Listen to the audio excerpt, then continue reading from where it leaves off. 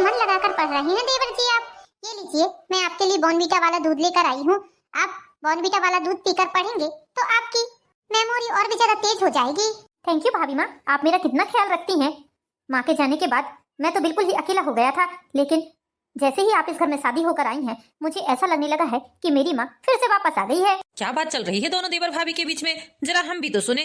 गीता, तुम तो दिन रात बस योगेश की पढ़ाई लिखाई की चिंता करती रहती हो, उसके खाने पीने की चिंता करती हो, उसके पहनने ओढ़ने हर चीज की चिंता करती हो, लेकिन हमारे बारे में तो जरा भी नहीं सोचती हो। क्यों, आपको कोई तकलीफ है क्या? अरे देवर जी की अभी एग्जाम चल रहे हैं, देखिए ना 8th क्लास में है वो, और अभी उनके पेपर चल रहे हैं, इसलिए उनकी पढ़ाई लिखाई के लिए विशेष ध्यान देना पड़ रहा है। अब वो तो पढ़ाई लिखाई में लगे रहते हैं, पढ़ने लिखने के कारण ना ही वो कुछ ठीक से खा रहे हैं, ना ही सो रहे हैं ठीक से, इसलिए मुझे ही उनकी चिंता करनी पड़ेगी। गीता, 1 महीने के अंदर ही तुमने इस घर को कितने अच्छे से संभाल लिया है। माँ के जाने के बाद ये घर तो एकदम ही वीरान हो गया था, लेकिन महीने भर के अंदर ही तुमने इस घर में जान ला दी है, वरना ऐसा लगता था कि ये घर बेजान सा हो गया है। खाने के लिए दौड़ता था ये घर मुझे। हाँ भैया, मुझे भी एकदम ही सूना लगता था माँ के जाने के बाद, लेकिन भाभी माँ ने इस घर में आकर इस घर में रौनक ला दी है, इस घर में चहल पहल हो गई है अब। हाँ योगेश, तुम सही बोल रहे हो। गीता, मैं तुम्हारा जीवन भर एहसानमंद रहूंगा। तुमने मेरे छोटे भाई को कितने अच्छे से संभाल लिया है। आज आज तुम्हारे होने के बाद मुझे किसी चीज की चिंता नहीं है, वरना वरना तो मुझे इसकी इतनी चिंता रहती थी। माँ को गुजरे हुए पूरे 5 साल हो गए हैं। इन 5 सालों में मैं ही जानता हूँ कि मैं और योगेश इस घर में कैसे रहे हैं। तुम सुबह से लेकर रात तक योगेश की कितनी चिंता करती हो, बिल्कुल एक माँ की तरह। सुबह उसे उठाने से लेकर, ब्रश कराने से लेकर, नहलाने धुलाने खिलाने, स्कूल के लिए तैयार करने, उसके बाद स्कूल से आने के बाद होमवर्क कराना, खाना खिलाना, फिर शाम को उसे पढ़ाना लिखाना, फिर सुला देना। ये सब जब देखता हूँ तो मुझे बहुत सुकून मिलता है। ऐसा लगता है कि तुम्हारे आने से मेरी योगेश को माँ का प्यार मिल रहा है। पिता का साया तो बचपन में ही हम दोनों के सर से छिन गया था, लेकिन अब क्या ही बताएं। जैसे तैसे माँ ने हमें पाला पोसा, और देखो ना, पिता के गुजरने के थोड़े साल बाद ही माँ का भी देहांत हो गया। जब तक माँ थी तो योगेश की कोई चिंता नहीं थी। माँ के जाने के बाद योगेश की चिंता दिन रात खाई जाती थी मुझे। अब मैं इतना जिम्मेदारियों में बंध गया था कि ना ही पढ़ लिख पाया और ना ही ठीक से इस चीज को समझ पा रहा था कि ये मेरे साथ क्या हो रहा है। लेकिन कहते हैं ना कि परिस्थिति इंसान को खुद ब खुद समझदार बना देती है। मैंने धीरे धीरे करके किसी की दुकान में जाना शुरू किया। दुकान में जाकर मजदूरी किया करता था। उसमें से जो 100-150 रुपए मिलते थे, उसमें से अपना घर भी चलाता था और योगेश की पढ़ाई भी करवाता था। और भगवान की दया से इन 5 सालों के अंदर धीरे धीरे करके मेरे पास इतना पैसा हो गया था कि मैंने एक अपनी छोटी सी दुकान खोल ली। और देखो, ऊपर वाले की कृपा से छोटी सी दुकान ने इतना करिश्मा किया कि मेरी आज खुद की इतनी बड़ी दुकान है कि 10 ऐसी छोटी छोटी किराना दुकानों को मैं सामान देता हूँ। थोक और चिल्लर दोनों का व्यापार है मेरा। बस गीता, मैं ये चाहता हूँ कि तुम मेरे योगेश को ऐसे ही हमेशा प्यार करती रहो, क्योंकि मेरा योगेश ने ना ही पिता का प्यार देखा है और ना ही माँ का। मैंने तो चलो फिर भी छोटेपन में पिता का प्यार देख ही लिया, लेकिन मेरे योगेश ने पिता का प्यार तक नहीं पाया है और ना ही माँ का प्यार पाया है। आप चिंता ना करिए, देवर जी को मैं अपने बेटे की तरह रखूंगी। आप बिल्कुल भी फिक्र मत करिएगा। मैं आज आपसे ये वादा करती हूँ, मेरा बच्चा हो भी जाएगा तो भी मैं सबसे पहले अपने देवर जी को आके रखूंगी, क्योंकि मेरा प्यार, मेरी ममता देवर जी के लिए पहले है। Thank you Geeta, thank you. भाभी माँ, यदि आप मुझे बेटा मानती हैं तो आप मुझे देवर जी ना बोलें, आप मेरा नाम ही लें। आप मेरा नाम लेंगी तो मुझे ऐसा लगेगा कि मेरी माँ मुझे बुला रही है। आपकी आवाज में बिल्कुल मेरी माँ की आवाज आती है। ठीक है पापा, अब मैं आपको योगेश बोलूंगी। ओके, ये लो अपना बॉर्नवीटा वाला दूध फिनिश करो जल्दी से। चलो गीता, ठीक है, मैं दुकान जा रहा हूँ। और किसी चीज की जरूरत पड़ेगी तो मुझे आवाज लगा देना योगेश। जी भाभी माँ। गीता अपने देवर को बहुत प्यार करती थी, अपने बच्चे की तरह उसे रखती थी, और गीता ने अपने घर गृहस्थी को इतने अच्छे से संभाल लिया था कि गीता को ये महसूस ही नहीं हुआ कि वो किसी दूसरे परिवार में शादी होकर आई है। धीरे धीरे करके समय बीतने लगा और बीतते हुए समय के साथ गीता की शादी को पूरे 2 साल हो गए थे। गीता गर्भवती थी। 2 साल के बाद गीता ने भी एक सुंदर से बेटे को जन्म दिया। भैया भाभी, ये बच्चा कितना प्यारा है। इसकी स्किन तो देखिए, बिल्कुल रुई जैसी मुलायम मुलायम है। कितना प्यारा है, गोरा गोरा है। अरे हाँ योगेश, छोटे बच्चों की स्किन बिल्कुल ऐसी ही होती है। तुम भी छोटी थी तो तुम्हारी स्किन भी बिल्कुल ऐसी ही थी। भाभी, क्या मैं इस बच्चे को गोद में ले सकता हूँ? योगेश, अभी ये बहुत छोटा है, इतने छोटे बच्चे को गोद में नहीं लेते हैं। ये अभी 2 दिन का ही हुआ है, थोड़ा सा बड़ा हो जाने दीजिए, फिर आपको गोद में देंगे हम इसे। ठीक है भाभी माँ। भाभी माँ, मैं पढ़ाई करने जा रहा हूँ। भैया, मेरे सारे दोस्त और टीचर लोग बोल रहे थे कि आपके घर में आपके भैया का बेटा हुआ है तो मिठाई खिलाओ। भैया प्लीज मुझे मिठाई दिलवा दीजिए, मैं मिठाई ले जाकर सारे स्कूल में बांटूंगा। हाँ हाँ ठीक है, चल मैं तुझे मिठाई दिला देता हूँ, उसके बाद तुझे स्कूल भी छोड़ दूंगा, फिर तू सारे स्कूल वालों को और अपनी टीचरों को सभी को मिठाई बांट देना।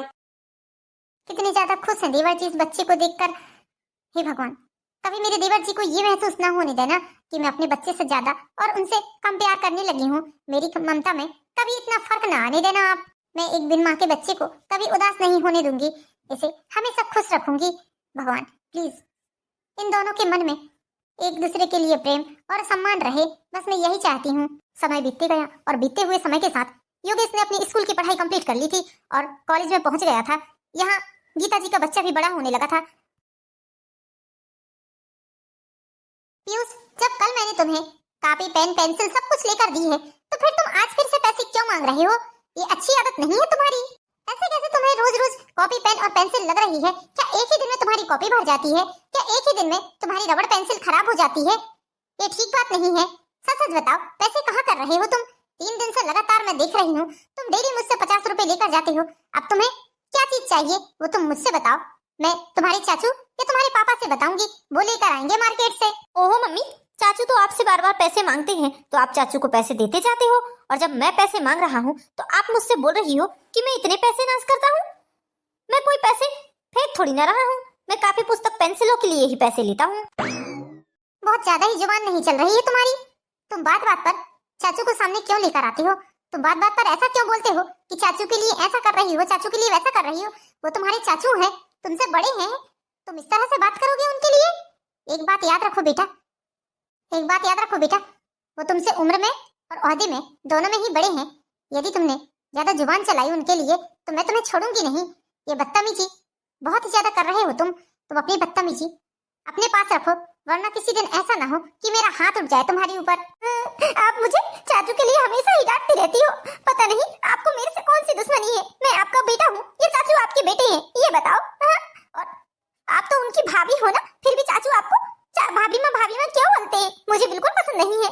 आप बात बात पर चाचू का पक्ष लेती हो और मुझे भला बुरा सुनाती हो। भाभी माँ, पीयूष को क्यों डांट रही हैं आप? क्या बात है पीयूष बेटा, क्यों रो रहे हो आप? इधर आओ। ये सब कुछ आपके कारण हो रहा है चाचू, आपके कारण हो रहा है। मेरी मम्मा आज मुझे आपके कारण डांट रही है, हर समय मुझे आपके कारण ही डांट पड़ती है।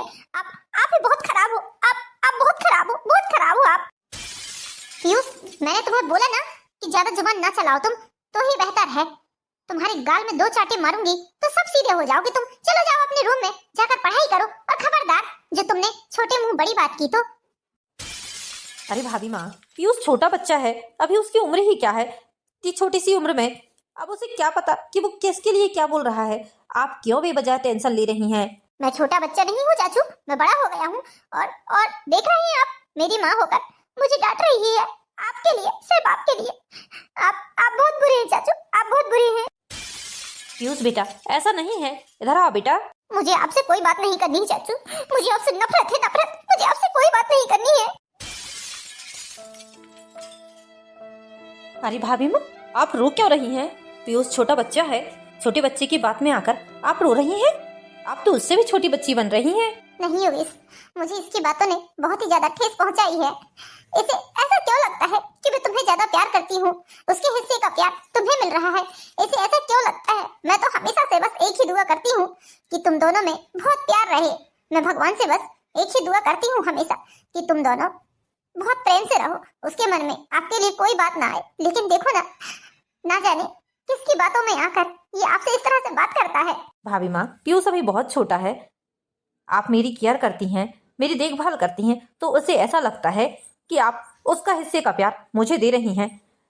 अधिकतर ऐसा ही होता है, जब माँ के 2 बच्चे होते हैं तो छोटा बच्चा माँ से यही शिकायत करता है कि आप बड़े भाई को ज्यादा प्यार कर रही हैं या बड़ी बहन को ज्यादा प्यार कर रही हैं, और जब बड़े भाई बड़े बहन रहते हैं तो वो छोटे भाई के प्रति शिकायत करते हैं। चलिए आप रोना बंद करिए, आपकी आंखों में आंसू मुझे बिल्कुल अच्छे नहीं लगते हैं भाभी माँ।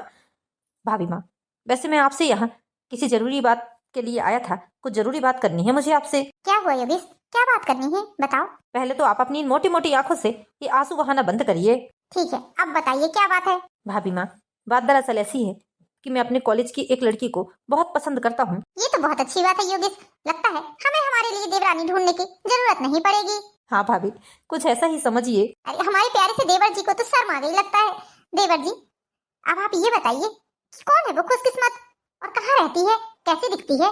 बताइए बताइए, कौन है वो लड़की? भाभी इसी शहर की है वो लड़की, मेरे साथ कॉलेज में पढ़ती है, इसी साल एडमिशन लिया है उसने, अच्छे घर की लड़की है भाभी माँ। तो फिर देरी किस बात की है? हमें मिलवा दो उस लड़की से, हम और तुम्हारे भैया दोनों मिल लेंगे। वैसे भी 2-3 साल में तुम्हारी शादी की उम्र भी हो जाएगी, 2-3 साल के बाद तुम्हारी शादी भी कर देंगे हम। नहीं नहीं भाभी माँ, भैया को ये बात मत बताइएगा, भैया को आप ये बात बताएंगी तो वो मेरे बारे में क्या सोचेंगे भाभी माँ। अभी तो मुझे मेरा करियर बनाना है, अभी आप प्लीज जब तक मेरी जॉब नहीं लग जाती, प्लीज भाभी माँ, आपको मेरी कसम है, यदि आपने इस बारे में भैया से कोई भी चर्चा की तो भाभी माँ 2-3 साल और बचे हैं मेरे कोर्स के, बस कोर्स कंप्लीट होते ही जैसे ही मेरी जॉब लगती है मैं खुद ब खुद भैया को ये बात बता दूंगा। भैया भले ही मुझसे इतना प्यार करते हैं, सब कुछ ठीक है, लेकिन हर रिश्ते के बीच में एक मर्यादा की सीमा होना बहुत जरूरी है।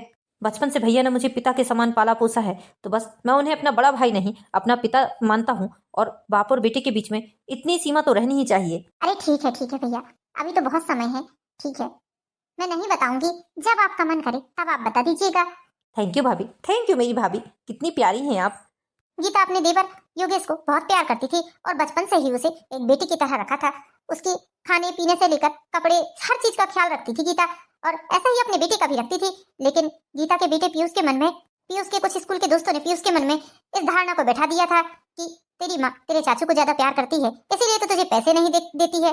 बस यही बात उसके दिल में बैठ गई। जबकि गीता अपने बेटे की हर जरूरतों को पूरा करती थी, जिस तरह योगेश की जरूरतों को पूरा करती थी उसी तरह अपने बेटे की जरूरतों को भी पूरा करती थी। लेकिन गलत संगत में आने के कारण पीयूष बस आए दिन अपनी माँ से 150 पैसे रुपए मांगते रहता था, और ये बात गीता को बिल्कुल पसंद नहीं आती थी। धीरे धीरे करके पीयूष के मन में जो गुस्सा था, नाराजगी था, वो नफरत में भर गई और वो अपने चाचू से बहुत ही ज्यादा नफरत करने लगा।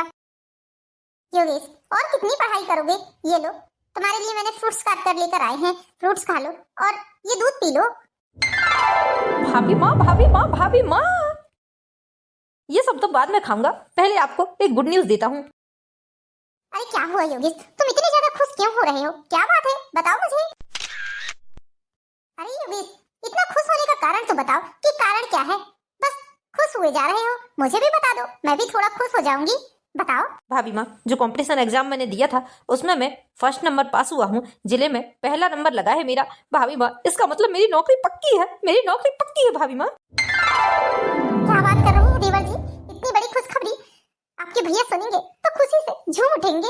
इतनी बड़ी खुशखबरी है देवर जी, आज आपने साबित कर दिया कि यदि इंसान में लगन हो तो वो कुछ भी कर सकता है। आपने इतना जी जान लगाकर मेहनत की थी, तो देखिए आज आपको फल मिल ही गया।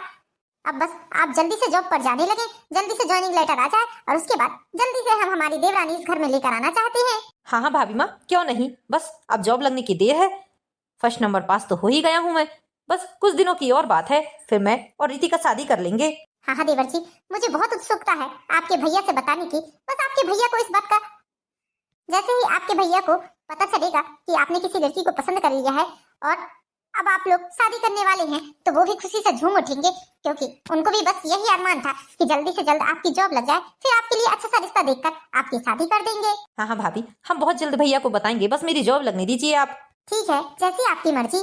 मैं जल्दी से आपके भैया के लिए रसगुल्ले मंगवाती हूँ पीयूष के हाथ, आपके भैया दुकान से आते ही होंगे। हाँ हाँ भाभी, ठीक है। पीयूष बेटा, पीयूष बेटा। कितनी ज्यादा खुश हो गई मेरी भाभी माँ, मेरी खुशी में खुश होती हैं, मेरे दुख में दुखी होती है। सच में भगवान ने मुझे मेरी भाभी के रूप में माँ ही दिया है। भगवान हर इंसान को मेरी भाभी जैसी भाभी ही दे, तो फिर किसी भी देवर को, किसी भी नंद को कभी कोई परेशानी नहीं होगी। माँ पापा, आज आप लोगों के आशीर्वाद के कारण और भाभी माँ और भैया के प्यार की बदौलत आज मैंने ये सब कुछ हासिल कर लिया है। मैं बहुत खुश हूँ, बहुत खुश हूँ। आप लोग खुश हैं या नहीं? काश आप लोग यदि आज रहते तो कितने ज्यादा खुश होते। पीयूष बेटा, कहाँ हो तुम? पूरे घर में ढूंढ लिया तुम्हें। पीयूष बेटा, बेटा तुम्हारे चाचू ने जो कंपटीशन एग्जाम का पेपर दिया था उसमें वो जिले में फर्स्ट आए हैं। तुम्हारे चाचू के लिए मैं मंदिर जा रही हूँ, तुम एक काम करो, जल्दी से जाकर एक रसगुल्ले का डब्बा लेकर आओ। तुम्हारे पापा दुकान से आते ही होंगे, उन्हें खिलाकर मुंह मीठा करेंगे हम। मम्मी, मैं पढ़ाई कर रहा था, जाओ ना बेटा प्लीज, पास में ही दुकान है, जल्दी से लेकर आ जाओ, पैसे दे रही हूँ मैं तुम्हें। ठीक है मम्मी। बस इस फोटो को, इस तस्वीर को पापा को दिखाना है, और देखिए किस तरह मैं चाचू को इस घर से बाहर करता हूँ। पापा रसगुल्ले तो नहीं खाएंगे चाचू को, लेकिन इस घर से बाहर जरूर करेंगे। ऐसी फोटो देखकर चाचू के लिए पापा के दिल में नफरत पैदा कर ही दूंगा मैं। इस घर का मैं वारिस हूँ, इस घर का मैं हकदार हूँ। मेरे माँ बाप एक तो इन्हें पाले पोसे, इन्हें बड़ा करे, और ऊपर से मेरे हक की चीजें इन्हें दे। कभी नहीं होगा ऐसा, कभी नहीं होगा। मेरे माँ बाप के प्यार में सिर्फ और सिर्फ मेरा अधिकार है, मेरा। मैं अपने माता पिता का इकलौता बेटा हूँ, ये नहीं। इनके माँ बाप तो पहले ही मर चुके हैं और मेरे माँ बाप को अपना माता पिता बोलते हैं। आज तो मैं पापा को ऐसी ऐसी बात बताऊंगा कि पापा भी ये सब बात सुनकर चाचू को धक्के मारकर घर से बाहर निकाल देंगे।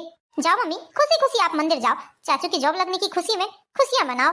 लेकिन उसके बाद क्या होगा ये आप भी नहीं जानती हैं। आपके पीठ के पीछे मैं पापा के कितने कान भरूंगा ये आपको पता भी नहीं है। आने दो आज पापा को दुकान से, फिर मैं चाचू को इस घर से बाहर भेजने का पक्का इंतजाम कर देता हूँ।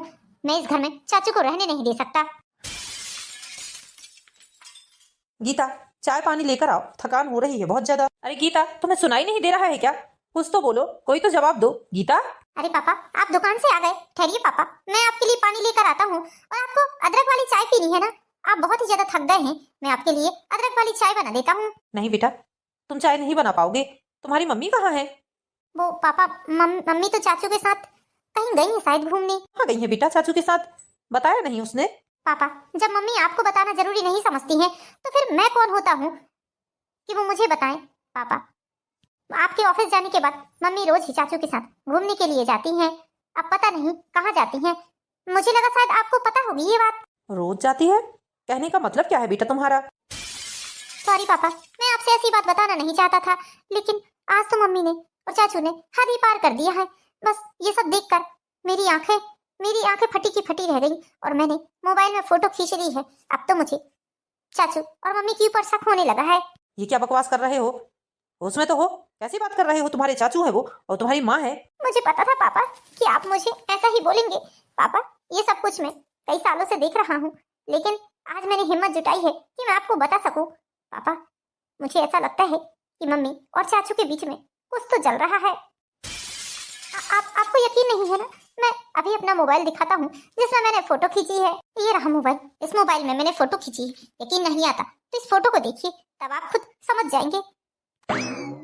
जैसे ही पीयूष का पिता उस फोटो को देखते हैं, उनके दिमाग में उल्टे सीधे ख्याल आने लगते हैं और जो कुछ पीयूष उन्हें बताना चाहता था वो उस बात को समझ जाते हैं और उनके दिमाग पे ये बात घर कर जाती है कि उनकी पत्नी और उनका भाई उनके पीठ के पीछे गलत काम कर रहे हैं और उन्हें धोखा दे रहे हैं। जो कुछ पीयूष चाहता था वो उसने कर दिया था। वो सच में अपने पिता के दिल में अपनी माँ और अपने भाई के प्रति नफरत पैदा करना चाहता था, जो उसने कर दी थी। पीयूष बेटा, ये सब कुछ कब से चल रहा है? तुमने मुझे पहले क्यों नहीं बताया? पापा, मुझे डर लगता था कि मैं यदि आपको बताऊंगा तो आप मेरी बात पर यकीन नहीं करेंगे।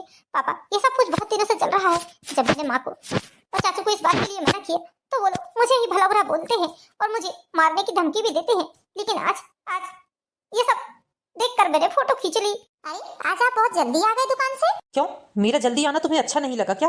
तुम्हारे किसी काम में रुकावट आ गई क्या? अरे नहीं, ऐसी बात नहीं है। मेरा कहने का मतलब तो ये है कि आप रोज रात को 8 बजे आते हैं, आज जल्दी ही आ गए, बस इसलिए पूछ रही हूँ। बाकी मेरा कोई ऐसा उद्देश्य नहीं है। मेरे जल्दी आने के कारण जो तुम मेरे पीठ के पीछे रंगरलिया मना रही हो मेरे भाई के साथ, वो तुम्हें मनाने का मौका नहीं मिला ना, इसलिए मेरा जल्दी आना शायद तुम्हें पसंद नहीं आया। ये क्या बोल रहे हैं? ये कैसी बात कर रहे हैं आप? आपको शर्म नहीं आती इस तरह की बात करते हुए? वो आपका छोटा भाई है, अपने बेटे समान है। और मैं सबसे पहले आपको ये बताइए कि ये सब किसने बोला, किसने बताया, किसने आपके दिमाग में ये सब जहर डाला है? वो तो अच्छा हुआ कि आज मुझे तुम्हारी और उसकी सारी सच्चाई पता चल गई। मैं पता नहीं तुम दोनों के बारे में क्या सोचता था। अरे, देवर भाभी के पवित्र रिश्ते को तुम दोनों ने कलंकित कर दिया है, कलंकित। ऐसा मत बोलिए, ऐसा मत बोलिए, ऐसा कुछ नहीं है। भगवान की कसम, मैंने हमेशा अपने देवर को अपने बेटे के समान समझा है। ये आपने इस तरह का अलक्ष्य लगाकर मेरे रिश्ते में उंगली उठा दी है। मैं कभी नहीं सोच सकती थी कि आप मेरे और देवर जी के बारे में इतना गंदा सोचेंगे। ऐसा कुछ नहीं है, ऐसा कुछ नहीं। तुम मेरे सामने कितनी भी सफाई दे दो, लेकिन मैंने अपनी आंखों से जो सबूत देखे हैं उन सबूतों को मैं झुटला नहीं सकता। मैं तुम्हारे अंदर छुपे हुए इस गंदे चेहरे को पहचान गया हूँ। मुझे नफरत है तुमसे और अपने उस छोटे भाई से जिसे मैंने अपनी बेटी की तरह पाला। आस्तीन का सांप निकला वो, जिसे मैंने दूध पिलाया, आज उसने मुझे ही डस लिया उसने। भैया, अच्छा हुआ जो आप आज जल्दी दुकान से आ गए। मैं दुकान गया था आपके पास, लेकिन दुकान बंद थी, इसलिए मैंने सोचा कि आप हो सकता है घर पहुंच गए हों। भैया, आज आप इतनी बड़ी खुशखबरी सुनकर खुश हो जाएंगे। मेरे ऊपर आपको बहुत नाज होगा। गद्दार, मक्कार, जिस ताली में खाया उसी में छेद कर दिया तूने। तुझे मैंने इसलिए पाला पोसा, इतना बड़ा किया कि तू मेरे ही घर में घुसकर मेरी ही पत्नी पर डोरे डाले। भैया ये सब क्या बोल रहे हैं आप? मैंने आज तुम दोनों की असलियत देख ली है। नफरत हो गई है मुझे तुझसे, नफरत। निकल जा मेरे घर से। मैं कहता हूँ दफा हो जा मेरी नजरों के सामने से। और हाँ, आज के बाद मेरी नजरों के सामने कभी मत आना, वरना ऐसा ना हो कि दुनिया भाई भाई के रिश्ते को कलंकित कर दे तेरे मेरे कारण। भैया आप ये बताइए कि आपने ऐसा क्या देख लिया है जो आप इस तरह की बात कर रहे हैं? भाभी को मैंने अपनी माँ के समान समझा है और आप मेरे ऊपर इतना बड़ा कलंक लगा रहे हैं। भैया मेरी बात का यकीन करिए, भाभी और मेरा रिश्ता गंगा जल की तरह पवित्र है। मैंने कहा हमेशा हमेशा के लिए मेरे घर से निकल जा। तेरे लिए इतनी बड़ी दुनिया पड़ी है, जा जहां जाना है वहां चल जा, लेकिन मेरे घर से, मेरी जिंदगी से और मेरे सामने से जीवन भर के लिए चला जा। आप पागल तो नहीं हो गए? ये कैसी बात कर रहे हैं? कहाँ जाएंगे देवर जी, कहाँ जाएंगे? उनका तो कोई घर नहीं है, कोई ठिकाना नहीं है। हमारे अलावा उनका इस दुनिया में कोई नहीं है। और ये घर जितना आपका है उतना ही देवर जी का भी है। तू चुप कर धोखेबाज औरत, तुझे तो मैं बाद में देखूंगा, पहले जरा इससे निपट लूं। मैंने कहा जा इस घर से और दोबारा कभी अपनी इस मनहूस शकल को मेरे सामने मत लेकर आना। भैया ऐसा मत करिए, भैया ऐसा मत करिए। तू ऐसे नहीं मानेगा, ठहर तुझे धक्के मार कर ही घर से बाहर निकालता हूँ। योगेश बेटा, चल निकल तू भी अंदर जा, वरना ऐसा ना हो कि मेरे हाथों आज तेरा कत्ल हो जाए। पीयूष की चाल कामयाब होती है। उसने अपने चाचू को घर से अपने पिता के हाथों निकलवा दिया था। उधर बेचारा योगेश, उसे समझ में नहीं आ रहा था कि अब वो कहाँ जाए। लेकिन जिस लड़की से वो प्यार करता था उसके माता पिता को, योगेश और उस लड़की का नाम रेनू था, रेनू के माता पिता को सारी बातें पता थी। रेनू के माता पिता ने योगेश को अपने घर पर रखा। योगेश के पास बहुत जल्द ज्वाइनिंग लेटर आ गया था। योगेश ने नौकरी ज्वाइन की और 1 साल बाद दोनों ने शादी कर ली। यहाँ योगेश बहुत अच्छी जिंदगी जीने लगा। योगेश की नौकरी भी लग गई थी, शादी भी हो गई थी। लेकिन पीयूष गलत हरकतों पर आकर अपने दोस्तों की संगति में उसने शराब पीना शुरू कर दिया था और माता पिता के पैसे बर्बाद करना। पापा मुझे 5,000 रुपए चाहिए, मेरे दोस्तों के साथ मुझे पार्टी करनी है। 20,000 रुपए अभी पिछले महीने ही तो तुमने मुझसे लिया है ना, ये बोलकर कि तुम्हारे दोस्तों को पार्टी देनी है और तुम्हारे परीक्षा की फीस पटानी है। तो पापा 20,000 रुपए होते ही क्या है? अरे मेरे दोस्तों को देखो, मेरे दोस्त इतने बड़े बड़े घर के बेटे हैं। अरे वो 50-50 हजार रुपए लेकर अपनी जेब में घूमते हैं। अब मैं छोटा बच्चा नहीं हूँ, मैं बड़ा हो गया हूँ। 18 साल की उम्र हो गई है मेरी और अब मैं अपनी जिंदगी जीना चाहता हूँ। पापा मुझे पैसे दीजिए आप। और ये क्या, तुम्हारे मुंह से शराब की बू आ रही है? इसका मतलब तुम शराब भी पीने लगे हो अब क्या? मैंने कोई शराब नहीं पी है पापा। आप मुझे पैसे देते हो या नहीं, वरना पैसे निकलवाने के मेरे पास और भी रास्ते हैं। एक बात याद रखना बेटा, यदि मैं किसी को सर पर बैठा सकता हूँ तो उसे सर से नीचे गिराने में मुझे 1 सेकंड भी नहीं लगता। चुपचाप यहाँ से चले जाओ, कोई पैसे नहीं है। जब मेहनत करके पैसे कमाओगे तब तुम्हें पता चलेगा कि पैसे क्या होते हैं। ठीक है पापा, मत दीजिए आप मुझे पैसे। ये सब कुछ आपके लाड प्यार का ही नतीजा है। कितनी बार मना किया मैंने कि इसकी बातों में मत आइए, लेकिन आपको तो बस आपका बेटा ही हमेशा से सही लगता है। आज आपके लाड प्यार और आपकी सह के कारण ये कहां से कहां पहुंच गया है। एक दिन आप भी बहुत पछताएंगे, और पछताएंगे क्या, आज ही पछता रहे हैं आप। अपने बेटे की गलत बात पर भी भरोसा करके आपने अपने लक्ष्मण जैसे भाई को घर से निकालकर बहुत गलत किया है। आपने हमारे गंगा जल की तरह पवित्र रिश्ते पर उंगली उठाकर बहुत गलत किया है। आज तो वो बन गए, संवर गए, शादी कर ली, ब्याह कर लिया, घर हो गया, नौकरी हो गई, सब कुछ हो गया। लेकिन आप धीरे धीरे करके कंगाल हो गए और आज आपका बेटा जो आपके जीवन भर की जमा पूंजी है उसे बर्बाद करने पर तुला हुआ है।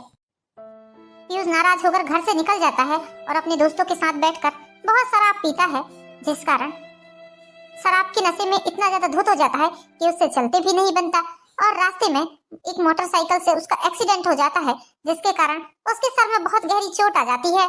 तभी रास्ते से योगेश गुजर रहा था। जैसे ही योगेश ने पीयूष को इस हालत में देखा, उसने तुरंत ही अपनी गाड़ी में उसे डालकर और हॉस्पिटल ले जाता है। भैया आप बिल्कुल परेशान मत होइए, अब हमारा पीयूष बिल्कुल ठीक है। वो तो अच्छा है कि सही समय पर मैं उसे हॉस्पिटल ले आया, वरना आज शायद हम अपने पीयूष को खो बैठते। हाँ भैया, हाँ भाभी, आप परेशान मत होइए, हमारा पीयूष बेटा बिल्कुल ठीक है।